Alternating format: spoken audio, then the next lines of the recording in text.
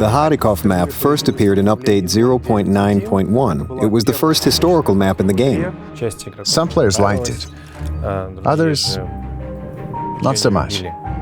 One of the map's issues was that the two flanks, the town and the green area, didn't interact with one another very well.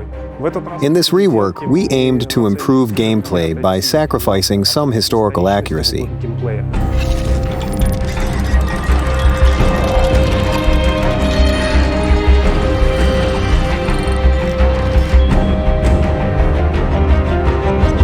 Of course, we wanted to bring the map back.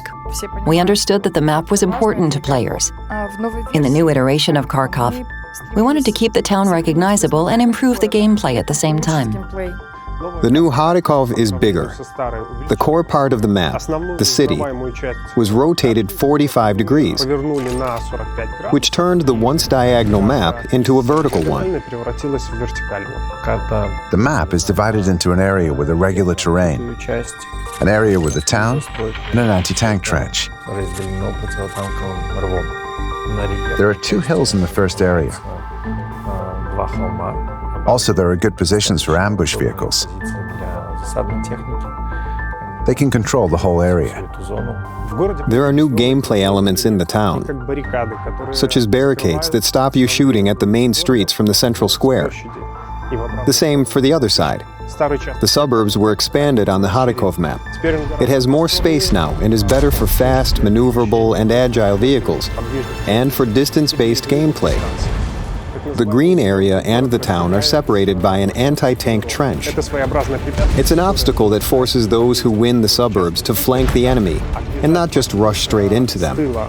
The open area of the map has strategic lines of fire that can be used to support the allies in the town, and vice versa. You can support your allies that are fighting in the green area from the town.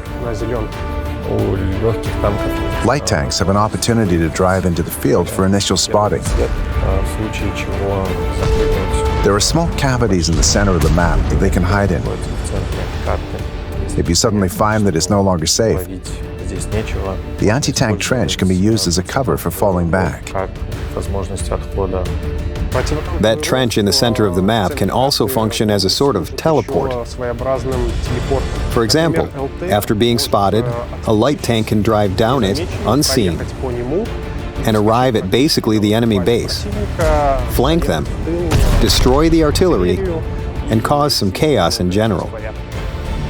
The gameplay for heavy tanks didn't really change.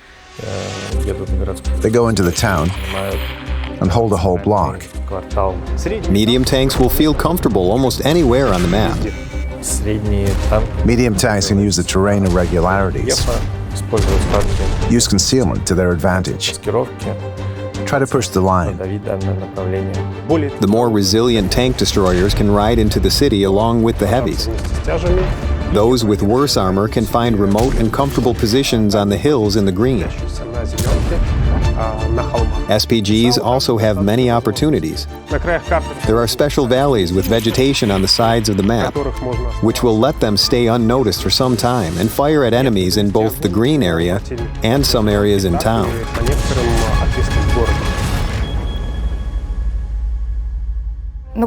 When we were researching the map, we found out that there was a Mark V on a pedestal in the city.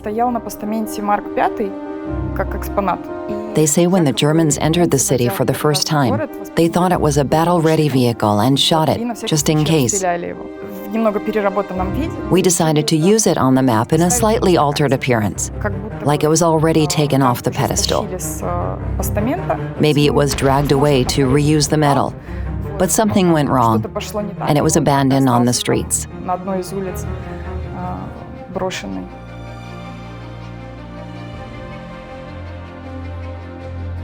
We have several maps, like Himmelsdorf, Malinovka, and now Kharkov, that we didn't change the music for or compose something new. We just remastered old music, but tried to keep the memory fresh for players. These tracks are actually legendary. Players listen to them a lot. They want them to stay. The key reference for writing the music was, of course, the old track. But that time, the time of war, We wanted to add some sounds of that time, create the feeling of being there in Kharkov during the war. That's why we added a bit of accordion, because I believe it was the musical instrument of that time. The soldiers played it. There's a sort of cold atmosphere in the composition, because it's winter in Kharkov on the map. When the sound fits the image, it feels amazing.